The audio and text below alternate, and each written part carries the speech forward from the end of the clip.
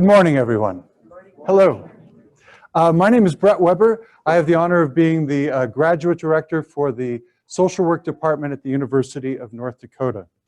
Oh my, it's cold outside, but inside it's so delightful and a great day for such an auspicious occasion. So thank you and welcome. Thank you for coming and welcome. This is meant to be an informal ceremony. Later on today, there'll be the more formal ceremony with the entire graduating body for the university. But here, it's just for the graduate students from the social work department. The reason I mention that, please feel free to get up and move about if you want to take pictures at various times, especially when we're going through the process of hooding the graduates. We'll stop and make time for picture taking. So this is meant to be a more intimate gathering. You have worked so hard. There have been many sleepless nights. You've laughed, maybe you've cried, but finally they're graduating. Congratulations to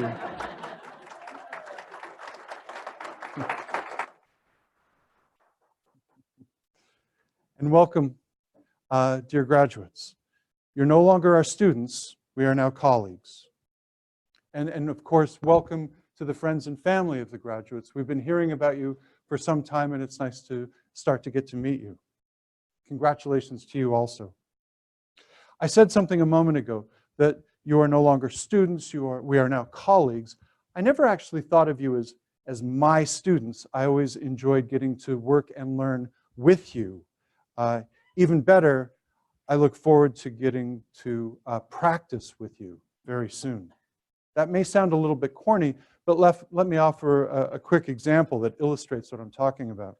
Just a couple of weeks ago, a federal official was in Grand Forks studying the community and working on the development of key priorities, a strategic plan for the next 10 years to serve the community's elderly, low-income families, people experiencing homelessness, or behavioral and mental health issues. She asked that the city bring together recognized experts and leaders. There were people from the mayor's office, there were various city officials, the director of the Chamber of Commerce, heads of banks, and key business people. But the most important people around the table, those making the most informed contributions and comments, were graduates from this program. Social workers are part of a far-flung but powerful collection of allies and colleagues who share unique values, perspectives, and methods. And as advanced generalists, we engage direct practice with individuals and families, work within and across agencies, and we educate and assist policymakers at the local, state, and national level in their efforts to make better policies. Ours is a unique profession, the best positioned and the most focused on the awesome task of making people's lives better, of improving people's physical, mental, economic, emotional, and social well-being.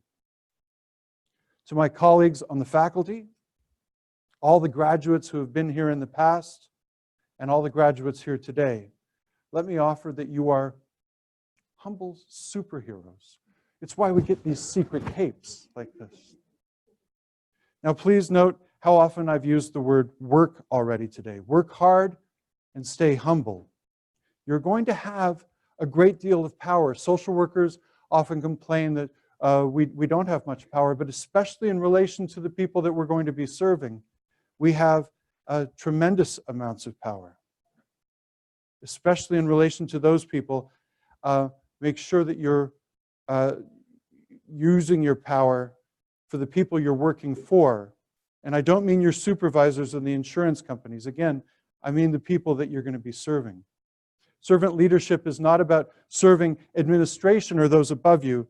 It's about using your power to the result of your MSW degree, the power that you're going to have to help people grow, to empower them in their journey for self-determination, and to enhance their well-being. But now I'm starting to get all preachy, and that's not what today is for. So your families, are extremely proud of you. I don't know if you can fully imagine the sense of relief that they're experiencing right now. This might be a good time to ask them for stuff. I don't know, vacations, things, maybe forgiveness, who knows. But for now, I'd like to introduce the chair of the Social Work Department, Professor Dr. Kenneth Flanagan. Ken. I'd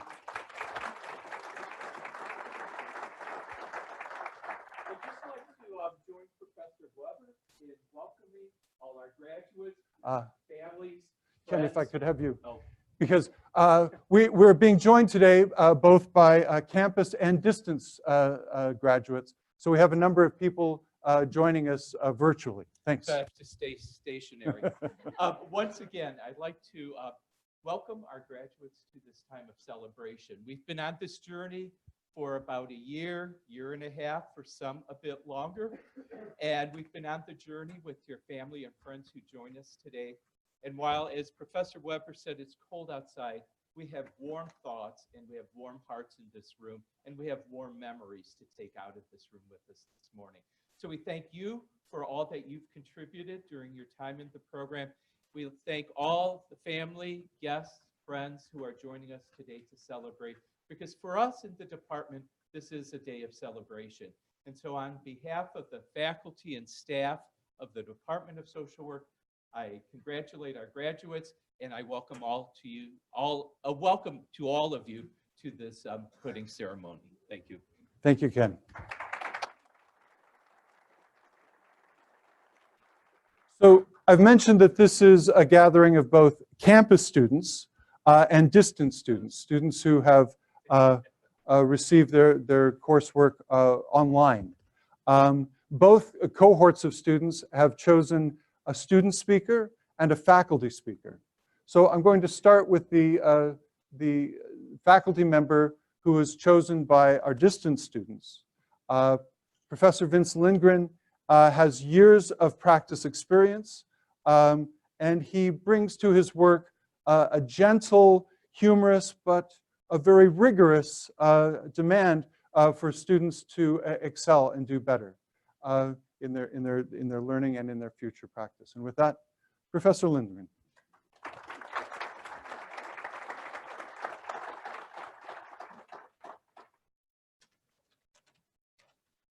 Welcome to all of you.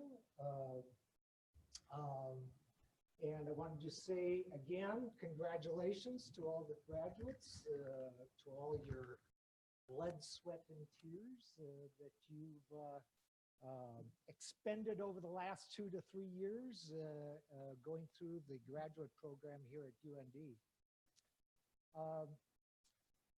I want to just talk about a few things, not particularly original ideas, but just some things to reflect on and think about what's brought you to this point here in this auspicious hall here today.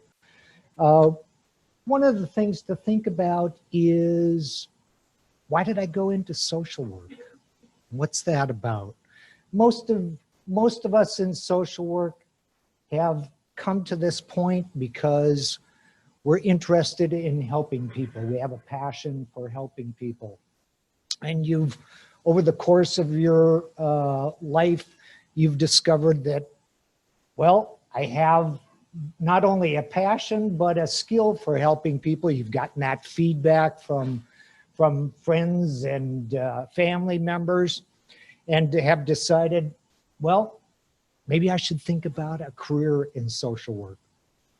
And so you've worked as an undergraduate in the field of social work, and at a certain point have said, well, I want to go on for a master's degree. When I was teaching at the undergraduate level, one of the things that was always just thrilling for me was to see the excitement of undergraduates to be in a field where they could use their passion for helping other people and make a contribution to the profession. One of the things that was a little, was interesting, I guess, is the best way of saying it, was after folks would graduate from the undergraduate program in social work, I would see them out in the community 2, 3, 4 years later. And there was 3 groups of people who I would encounter. One was the people in social work who were still very enthused and excited about social work, telling me about all the interesting things that they were doing in the field. There was a second group of people, not quite as excited, maybe feeling a little bit beat up by the trauma and the difficult situations that they had been experiencing in their career in social work. And there was a third group of people who weren't in social work at all, who were selling insurance or real estate or working as welders, had just decided for one reason or other to not go into the field of social work at all. And one of the things that was interesting to me was to think about, well, what was the difference? Because in social work, the most recent statistics say that about 6 years is the average career of a social worker. Now, if you think about it, for the folks in the distance program, many of you have already been in the field 10, 15, 20 years. So you're outliers in the field of social work. And what's the difference? Why are you still in the field when so many of your colleagues, so many of the folks you graduated with at the undergraduate level are not here anymore? Well, there's 2 things that I want to suggest to you. And again, I can't say that they're original ideas. I'm tapping into the wisdom of 2 of my heroes, Deb and Fred. And that would be social work professor emeritus Deb DeWitz and television programming host Mr. Fred Rogers. And when I was thinking about saying a few words here, I reached out to my friend Deb DeWitz and said, well, you've taught this group of students in the family class in social work last year. So I'm sure that a number of them would like to hear a message from you. And what would you like to say to the graduates? Well, as you can imagine, for those of you who know Deb, she had lots and lots to say, and I'm not going to recount it all here. You don't have enough time.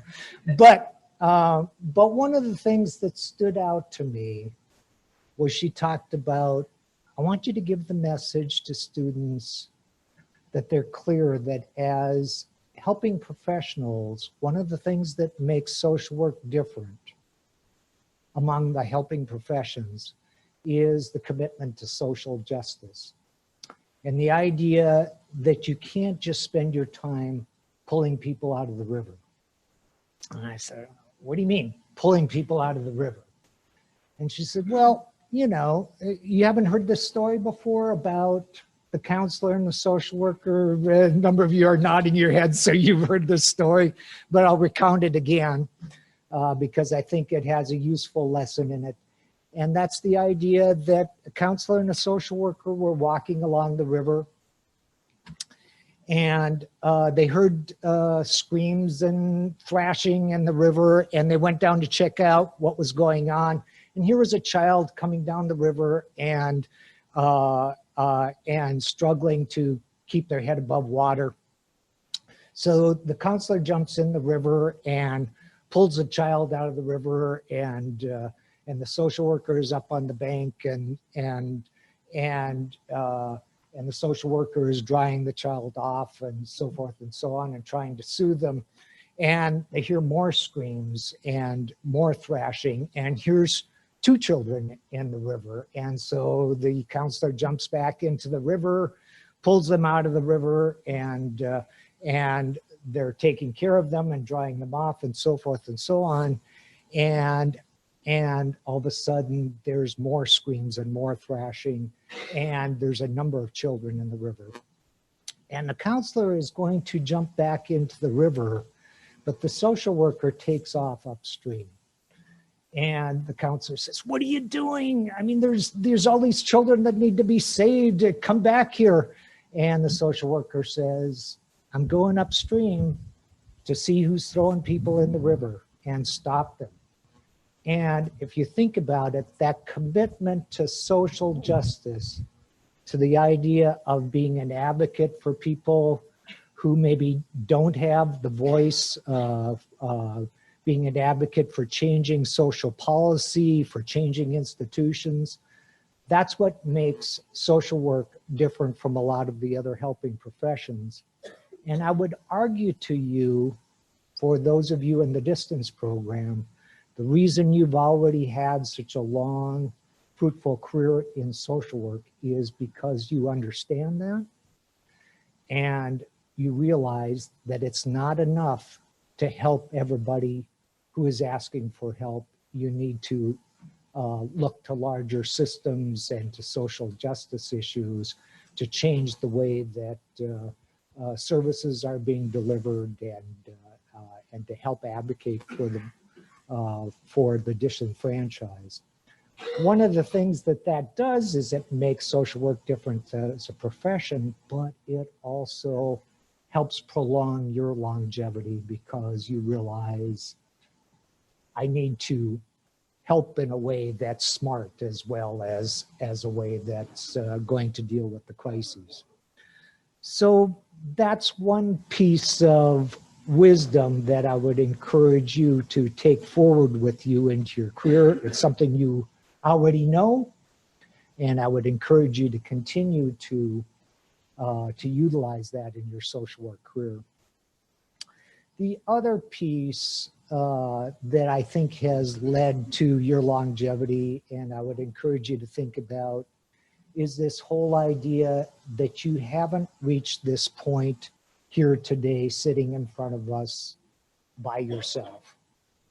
That is, there's a number of people in this room, faculty and staff from the social work department, your friends and families and colleagues who are sitting here in this room, and those of you who are not able to attend today, who have helped you along the way, who have supported you, who have given you ideas about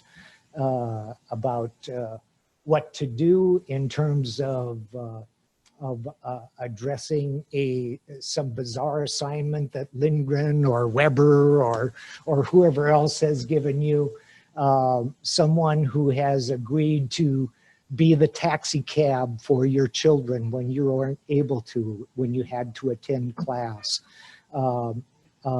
Someone who has been there and helped you when you've been sick and haven't been able to take care of the things, the multiple demands that are required of you because you're trying to balance having a family, going to school, and working a full-time job all at the same time. And one of the things that that you found out is a secret that Fred Rogers talks about. Some of you may have be very familiar with him because of the recent documentary and now the Tom Hanks movie about Mr. Rogers. But one of the things that's fascinating to me and that I just have really enjoyed is in 2008, Fred Rogers was given the Lifetime Achievement Award at the 2008 Emmys. And at that, and you can go and check this out online, it's about a 3-minute video, and it shows his acceptance speech. And one of the things that he talks about is the idea that everybody has been helped by the caring of other people in their lives, and folks who have rooted for them, who have supported them, and have helped them along the way. And he talks about in this acceptance speech about taking just a few seconds to think about all the people who have helped you, who have cared for you, who have made your life meaningful along the way. And so I'd like to just take a few seconds, maybe 5 here, and I'll time us, to just think about what's made you who you are because of the people in your life. So let's take 5 seconds here.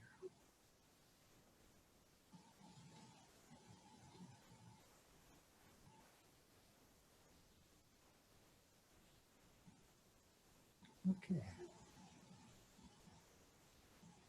Now, I talked about the wisdom of Fred Rogers, and I would suggest to you, for those of you who have already had a long career in social work and who are looking forward to a long career ahead of you, not only is it the people who have helped you along the way, because you can't do social work, effective social work, without a posse or a group of people. I mean, that's just how it works. But the other piece that makes it possible is you've learned along the way that you have to be open to accepting that gift as well. And that's another secret of a long, fulfilling career in social work. And I just want to highlight those 2 pieces for you because you've brought that in with you, that experience, those 2 lessons that you've brought into the program. Hopefully it's been reinforced through your coursework, through your experience in field, through some of the examination of what's it mean to be effective social worker, and that you'll take those lessons with you and continue to do good work in the field here from here on out. I want to say again, congratulations to all of you, and congratulations to all of you in this room for making these folks possible here today. So thanks.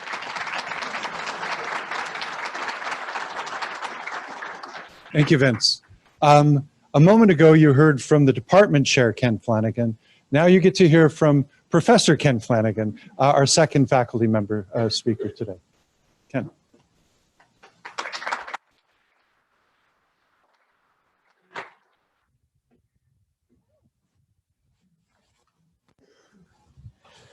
Well, once again, I'd like to say hello, graduates. You did it. Just a few months ago, this day probably seemed eons away, but it's here, it's happening, and we're here to celebrate with you your achievement on obtaining the MSW degree. So I'd like to begin my remarks today by thanking all of you for choosing me to share some wisdom, some thoughts as you begin to launch your MSW career and your new chapter in life's journey. This is certainly a day of celebration for you, our graduates, and now colleagues. For family and friends who have provided support to you during your time of study, and for us as the faculty and staff of the Department of Social Work, who have had the opportunity to share knowledge and experiences with you and provide you with a foundation to do social work. The times you are entering the profession as a master's prepared social worker are trying and challenging. However, challenges also provide you many opportunities.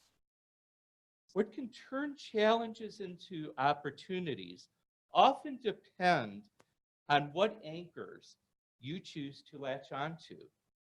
So I'd like to reiterate 4 anchors, and these are the anchors I suggested last summer, and I think that they're still relevant and could be of benefit to you as you move forward.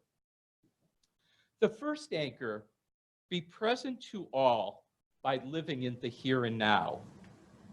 Living in the here and now has to be the beginning point of our work as social workers.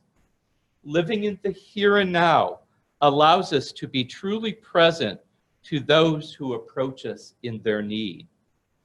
It provides the opportunity to hear and observe the reality of the situation as well as ours, reducing the risk of bias and allowing a partnership to develop between us. The second anchor, be hopeful. The presence you have with others allows for the installation of hope to develop and reach fruition. As Yalom, I have to quote him, states, the installation of hope allows those seeking our assistance to develop trust and a belief that things can be better than the current reality suggests. In turn, both we, along with those we serve, can move beyond the here and now and envision a future that is more just, beneficial, and enjoyable. The third anchor, be patient. This may be the key anchor. To effectively live in the here and now in the context of hope requires us to be patient with those with whom we work with, as well as with ourselves. Realizing that all of us are on a journey that has its ups and downs, a journey that has many detours, and a journey that will take us to unexpected places. However, our journeys, no matter what path it puts us on, provides opportunity for growth for all of us. Patience allows us to enjoy the journey and learn from it rather than trying to control it. The fourth anchor is be authentic. Always remember, as you become change agents, the words of Gandhi, who said that we must be the change we wish to see. Bringing about change is not so much about doing something as it is about being someone. Being someone requires authenticity.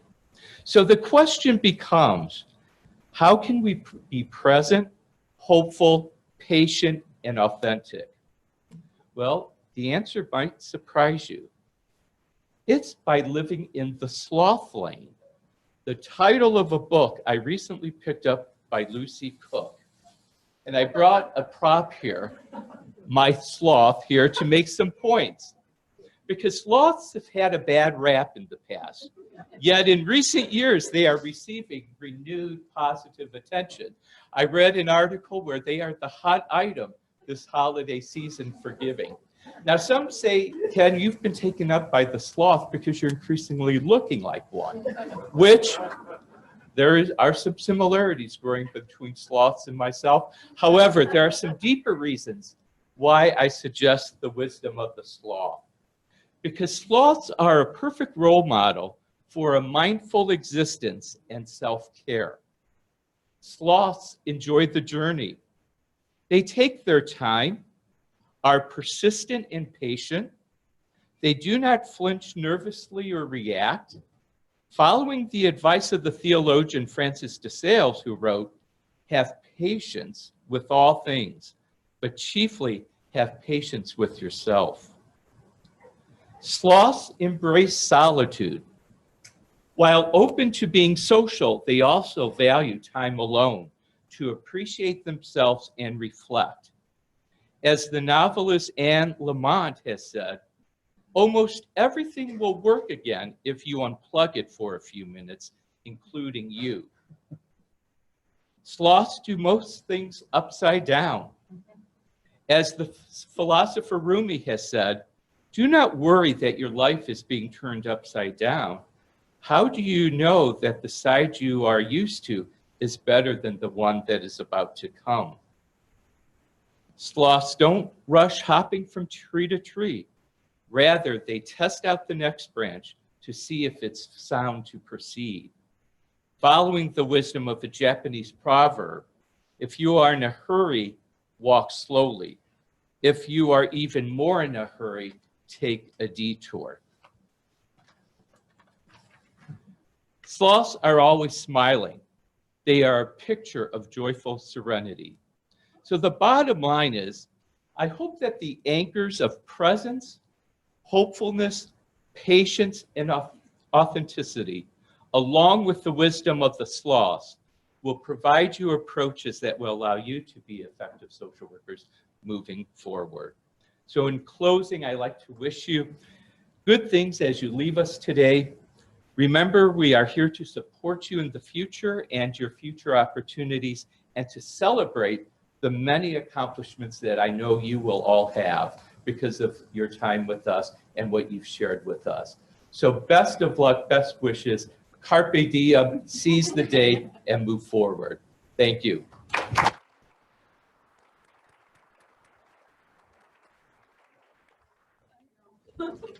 Thanks, Ken. I love the lessons of the sloth there. Thank you. So you've heard from faculty members now. Now it's time to hear from the chosen student speakers. So Valerie Kirby and Justin is not going to be joining. So you're going to be carrying the ball this morning. Yes, very good. Val is one of our distance MSW students. Please take it away.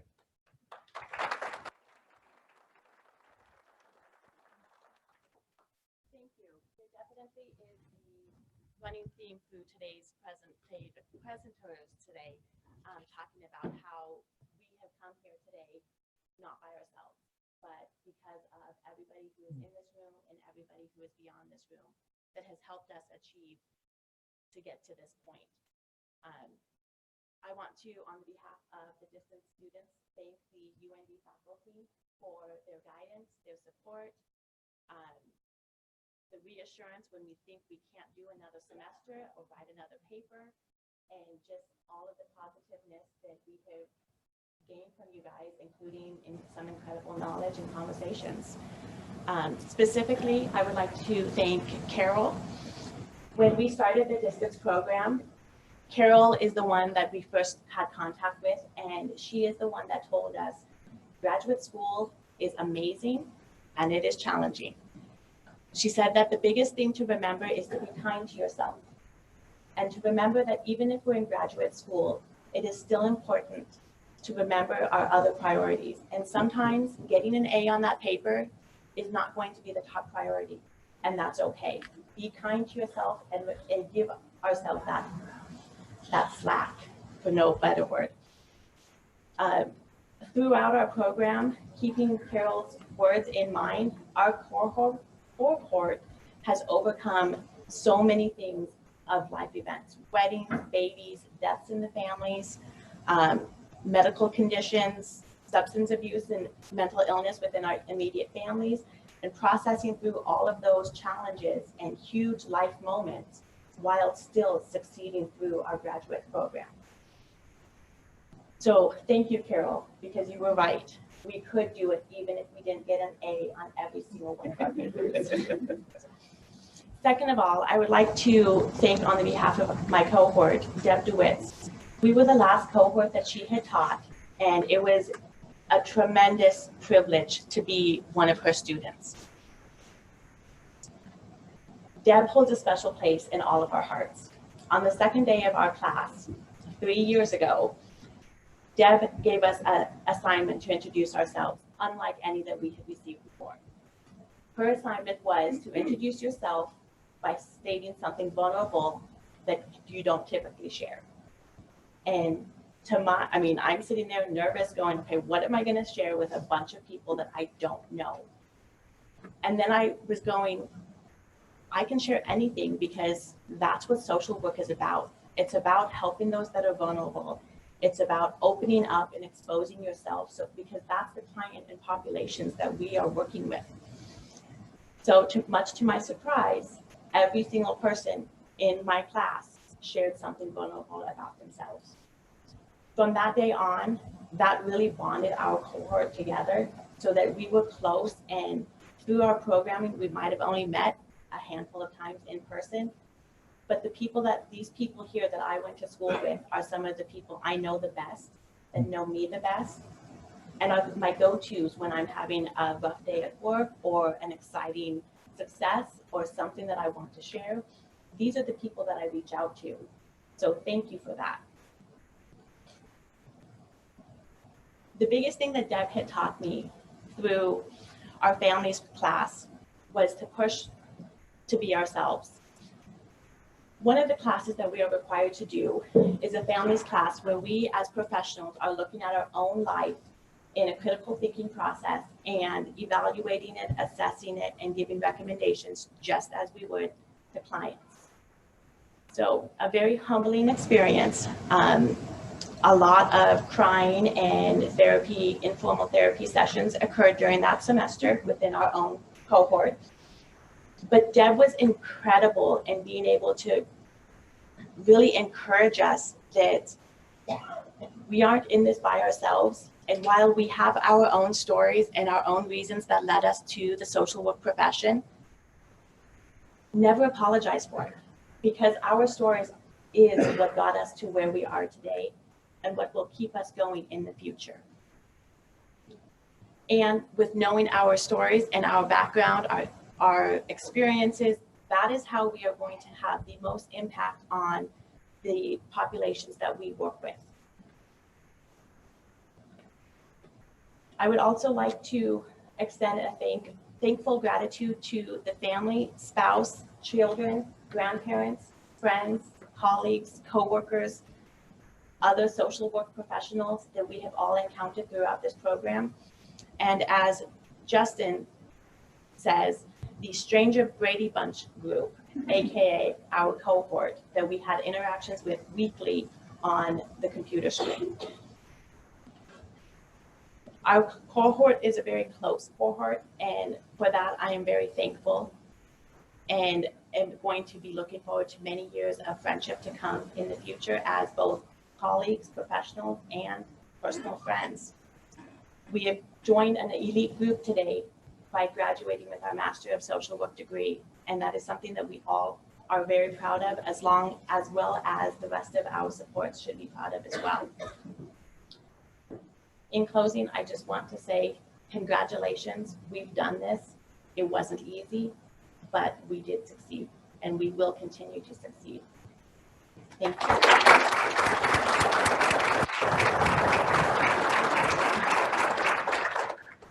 Thanks, Val.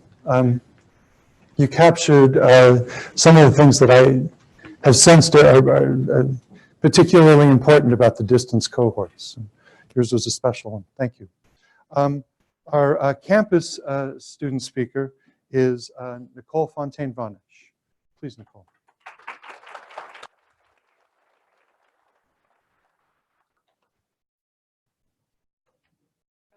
Just really quick before I start our last class this past week, I figured I got my tears out then, but pretty confident I will cry today, so just excuse the tears. Welcome, family, friend. I can't believe it. Anyways, professors and graduates, I am honored and humble to be standing here in front of you today.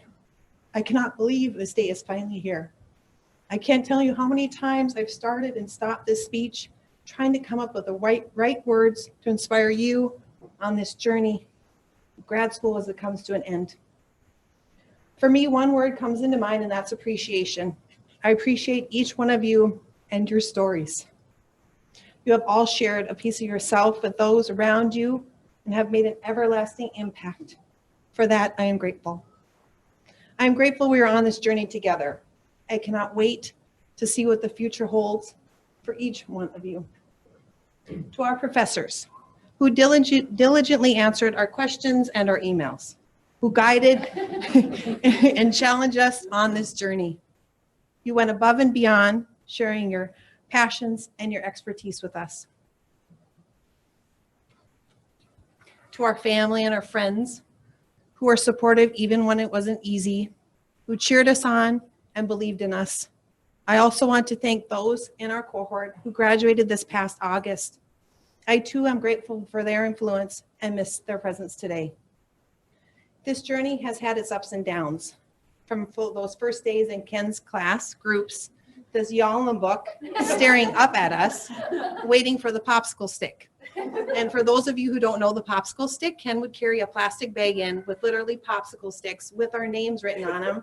We'd have to read Of course, it was like 100 and some pages. And then we'd all be flipping through it, and then you pull out your name, and then you had to answer the question.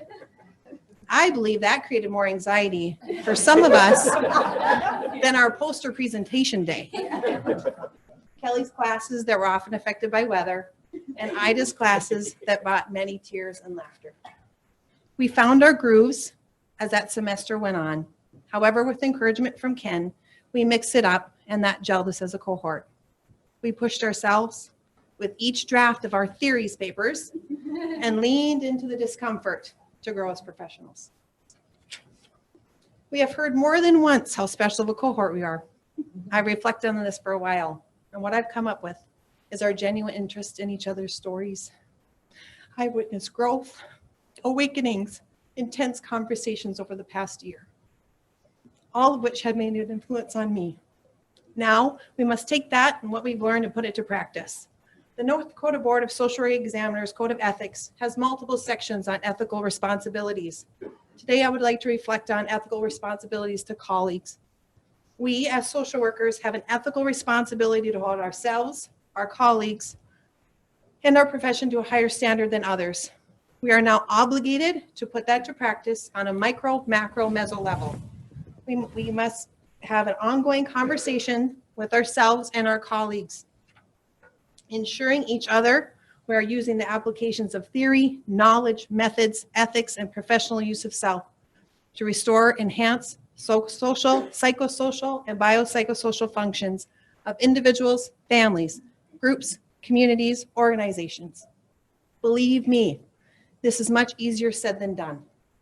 When we leave this campus today, we enter a field of social work. For some, it's their first day. For others, it's 22 years later. We have got to continue the conversation with our colleagues, constantly question what our standard of practice is, what are ethical dilemmas we face, and how this will impact our practice.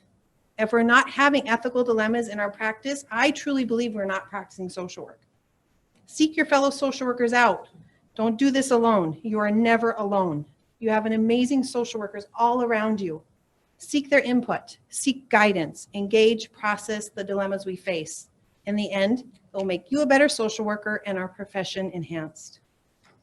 Social work practice consists of the professional application of social work values, principles, techniques, and helping people obtain tangible services. Counseling, psychotherapy with individuals, families, groups, helping communities to grow, to improve social and health services, providing social casework, directly supervising programs, providing social work services, social work education, social work research, and any combination of these. The practice of social work requires knowledge of human development, behavior of social, economic, and cultural institutions, and the interaction of all these factors. Take a moment, sit with that.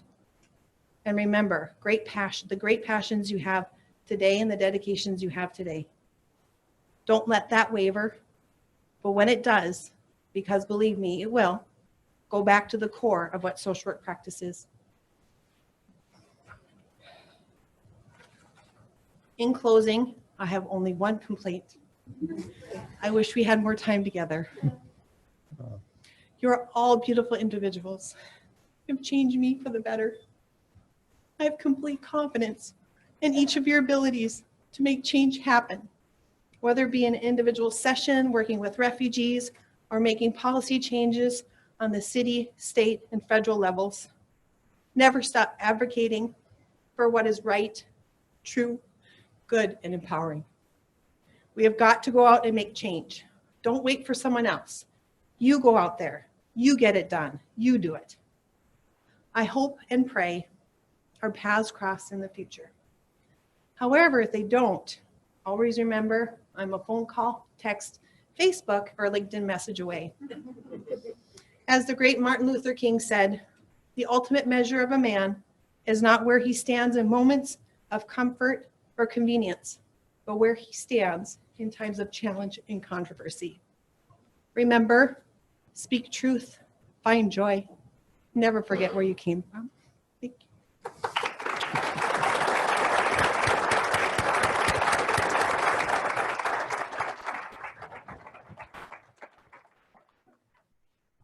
I frequently get to speak in front of groups of people, but these ceremonies always make me kind of nervous because it's such a powerful emotional thing, at least for us. So I'm hoping that you're feeling that as well.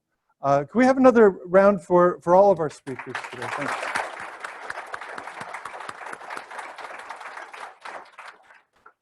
Just a quick plug. The Social Work Department graduate program is the third largest program at UND. We have graduates every semester. Most programs don't. So we are an important part of the university. And there's lots of different ranking agencies around the country, but according to some rankings, we are among the top 25 programs in the country. So this is no small achievement that our graduates have completed today. The next part of our ceremony is hopefully a little less, a little more relaxed. Let's say that way. This is a new room for us, so we're going to be a little clumsy trying to figure out how to do it in this room, but you'll bear with us. Faculty members, come figure out where we're going to stand, please. And here's what we're going to do. In alphabetical order, according to the program, we'll be recognizing each of the graduates, the title of their final project, and then those who are here will be formally hooded with their secret superhero cape here, the graduate hood. So with that, let us begin. Abby Anderson, please come forward. The title of, yes, okay, sure, yeah. The title of Abby's independent study title is Identifying Supports Mental Health Social Workers Need Following a Client's Suicide. She's being hooded today by Kelly.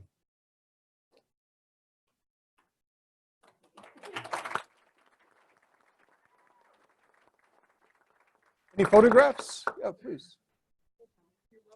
You got it? Yes, now you have to walk the gauntlet. Yes. Congratulations. Hello, Abby. Thank you. Congratulations. I forgot to tell you that. Next on the list, Landis is not here with us today, but I'm hoping, hello Landis, that she's joining us remotely. Landis Oreshenkov, the title of her ISP, The Impact of Animal Therapy on Stress in Post-Secondary Institutions, and she would also have been hooded by Kelly Gast. Hello, Landis. Hello. Next, Jenny Bell. The title of Jenny's is Diet and Exercise as Components of Therapeutic Mental Health Interventions, and she's being hooded today by Stephanie Homestead.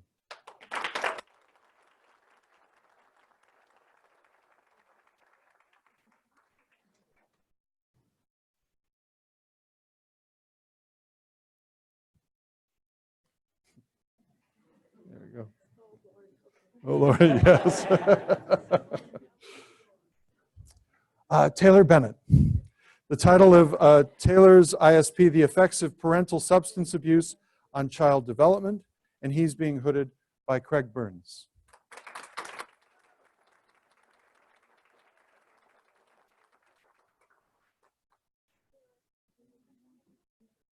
Nicely done, Jen.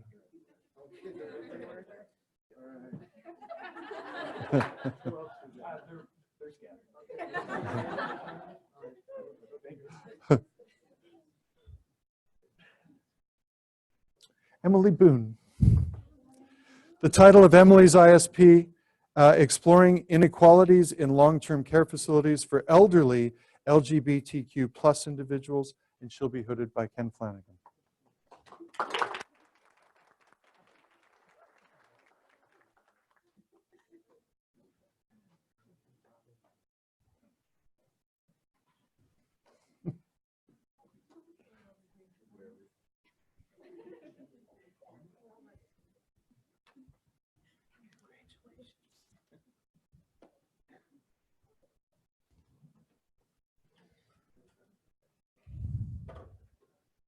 Kayla Duran. title of Kayla's ISP, The Importance of Educating Social Workers to Prepare for the Growing Geriatric Population. She's being hooded by Bruce Reeves. Congratulations, Kayla.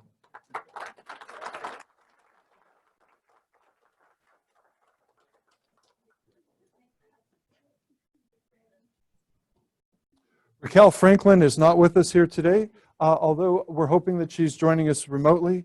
The title of her ISP, the implementation of the ICWA, Indian Child Welfare Act, family preservationist, and her advisor, Professor Barkdale. There we go. Congratulations, Raquel. And I get to hood one. Our next one, Alana Johnston, the title of her project, Offering a Realistic Job Preview to Reduce Early Turnover in North Dakota Child Welfare Agencies. And hello, Alana. There we go. Do we have photos? There we go.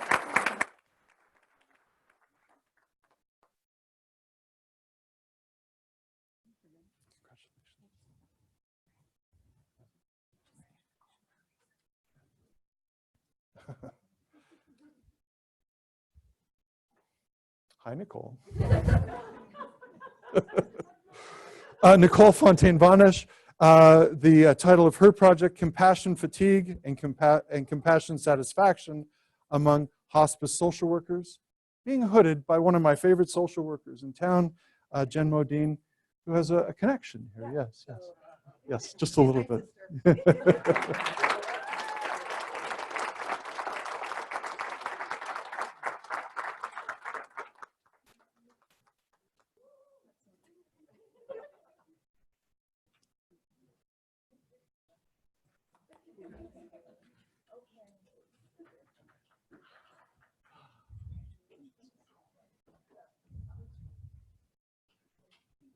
Haley Jutes. Title of Haley's ISP, Adverse Childhood Experiences, or ACEs, and Community. She's being hooded by Kelly Goss.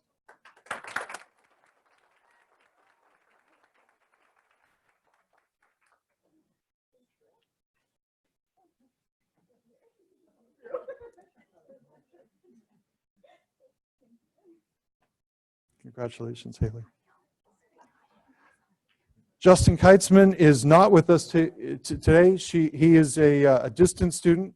The title of his project, Effects of Forest Therapy and Other Non-Traditional Techniques, a review of the literature. His advisor was Professor Ken Flanagan.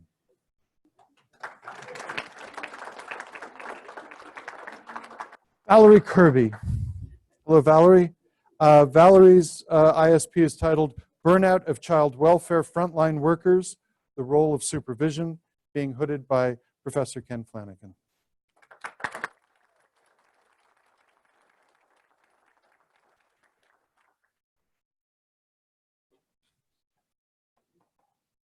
Congratulations, Phil. Katie Kruger is another distant student who's not able to be with us today. The title of her project, Secondary Traumatic Stress with Individuals and Organizations, a review of the literature. Her advisor is Kelly Gast. Congratulations, Kelly. Katie. And another distant student who's not with us here today, but hopefully virtually, Amber Mutalipasi. The title of her project, Children and Post-Traumatic Stress Disorder, Identifying Factors in Therapeutic Practice Through Trauma-Focused Cognitive Behavioral Therapy. And her advisor, Carol Schneeweiss. There we go. Yes. Molly Peltoma, the title of her project, Utilizing Mindfulness-Based Stress Reduction with Social Workers Experiencing Secondary Traumatic Stress Symptoms, being hooded by Stephanie Homestead.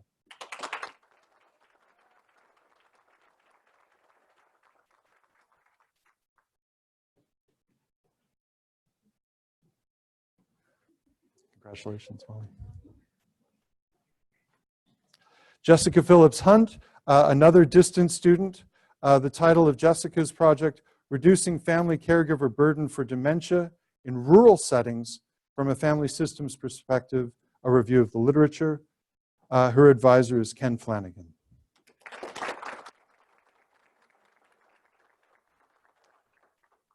Amanda Presting is not with us today. Benefits and challenges of ACE testing implementation in the Grand Forks Public Schools. Her advisor was Professor Shea.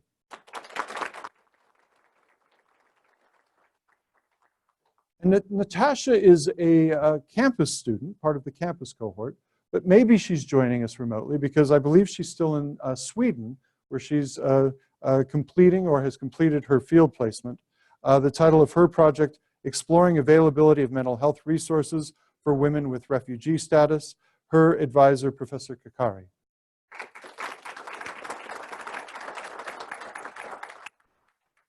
Kristen Renard, another distance student, ACEs and Trauma-Informed Schools, advised by Carol Schneeweiss. Yes. Allison Samuelson. Morning, Allie. The interrelationship of employee training, employee retention, and client care in a mental health and substance abuse treatment setting, being hooded by Professor Vince Lindgren.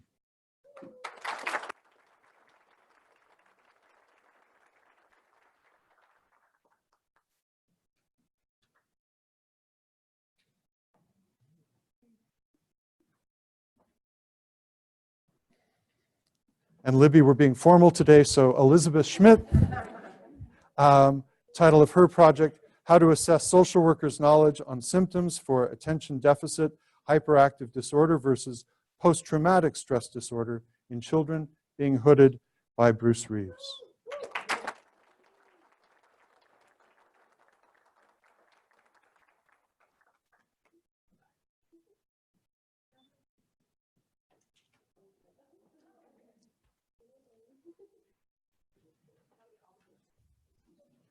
Congratulations, Libby.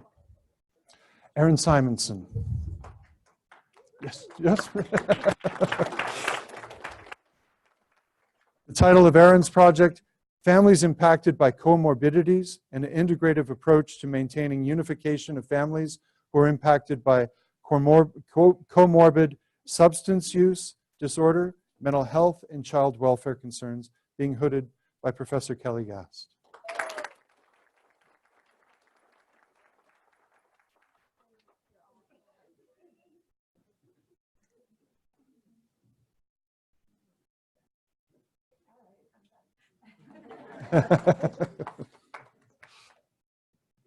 And Ray Talley, not with us here today, distant student, perhaps joining us remotely. We're also hoping to see you perhaps in May, Ray. The title of his project, Student Engagement and Disengagement for Male Students of Color. His advisor, Professor Barb Kitko. Yes. Holly. Holly Undlin, title of her project, Social Workers' Competency when Working with Young Widows and Widowers who are Seeking Grief Support, being hooded by Professor Carol Schneeweiss.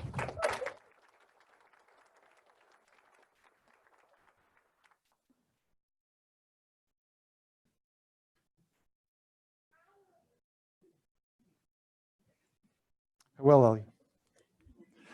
Ellie White, the title of her project, North Dakotans with Brain Injuries, Recommendations for Increasing Medicaid Support.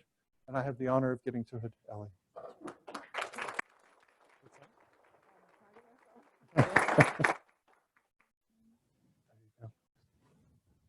Congratulations. Oh, right over here? Oh, There we go. okay.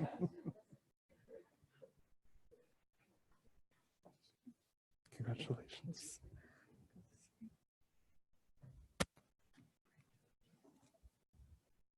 And last but certainly not least, Stephanie Zapp, A Better Understanding of the Veteran Affair, being hooded by Professor Kelly Gast.